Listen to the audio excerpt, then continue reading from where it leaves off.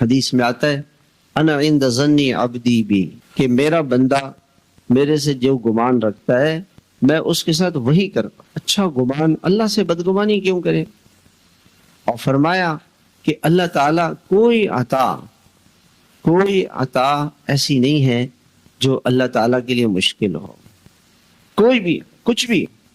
وہ جس رب نے اتنی ساری کائنات بسائی ہے، وہ ساری مخلوقات کو دے رہا ہے، اس کے لیے ہمارا چھوٹا سا مسئلہ کیا ہے؟ یقین سے مانگے۔ اور یہ تو کبھی بھی نہیں کہے کہ اللہ تعالیٰ ہماری سنتے نہیں ہے، یہ تو کبھی بھی نہیں کہے۔